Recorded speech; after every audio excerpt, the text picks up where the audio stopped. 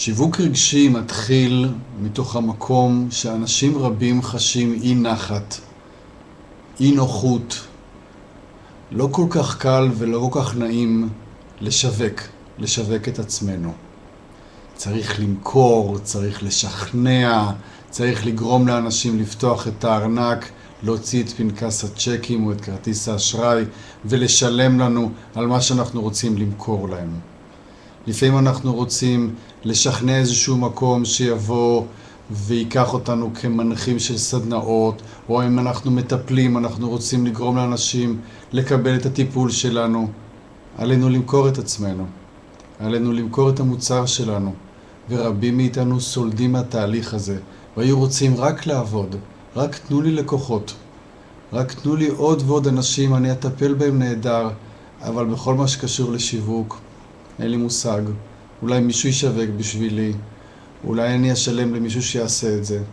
כל כך הרבה אנשים אני פוגש שזה מה שהם אומרים. השיווק נראה ביניהם או מרגיש להם דבר קשה, מסובך, כואב, מפחיד, מאכזב ומה לא. בסופו של דבר, מדובר ביכולת טבעית, אותה שכחנו, כי הפכנו אותה לשכלית מדי ותלוית תוצאות מדי. שכחנו שיש לנו יכולת להציע באהבה ובכיף דברים שאנחנו חושבים שעשויים להעניק לאנשים חיים טובים יותר. שכחנו שבאמת יש לנו משהו נהדר להציע. שכחנו ששיווק יכול להיות סוג של מערכת יחסים, כמו כל מערכת יחסים, של נתינה וקבלה, כך ששני הצדדים יצאו מרוצים ואף יצמחו מזה.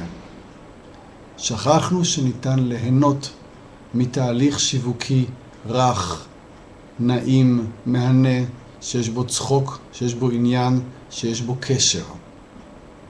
השיווק הרגשי לוקח את מה שיש לאדם, את מי שהוא, את הרגשות שלו, את התשוקות שלו, את האינטואיציה והיצירתיות שלו, והופך אותם לכלי פשוט, קל ונגיש, שבאמצעותו אנחנו לומדים כיצד להציע לאנשים באהבה את מה שיש לנו לתת, כיצד לקיים איתם דיאלוג ערני שמוביל את המוצר אליהם במידה ואכן הוא מתאים להם, כיצד אנחנו מתמקדים בתשוקה של האדם ולא בכאב שלו, כדי להציע לו משהו שיוכל לעזור לו לצמוח.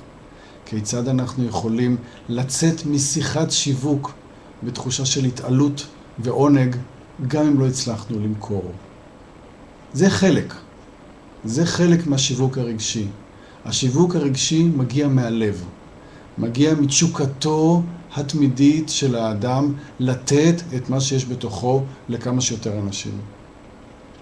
אדם לא יכול לצמוח, לא יכול להתפתח, לא יכול להתקדם אם הוא לא מעביר את מה שיש לו, את הכלים שלו, את המוצרים שלו, את השירותים שלו, את האהבה שבו לאנשים אחרים. אנחנו מוכרחים למצוא את הדרך להעביר את עצמנו לסביבה. ובשביל זה אנחנו זקוקים לשיווק רגשי. שאנחנו נוכל לעשות שיחת טלפון שיש בה קשר של שמחה, הנאה וגם אהבה עם האדם שעשוי להיות הלקוח שלנו, או שיכול להחליט גם שזה לא יתאים לו, ואנחנו נברך אותו גם על זה. שיווק רגשי זה דבר שנזכרים בו, זה דבר שמתרגלים אותו, מסירים את המחסומים מפניו, מסירים את המיתוסים של השיווק מהסוג הישן, השכלי, שתמיד תובע ממך תוצאות מיידיות, והופכים את השיווק לעוד חלק מתהליך הצמיחה שלנו. זהו השיווק הרגשי, וזה מה שאני רוצה ללמד אתכם.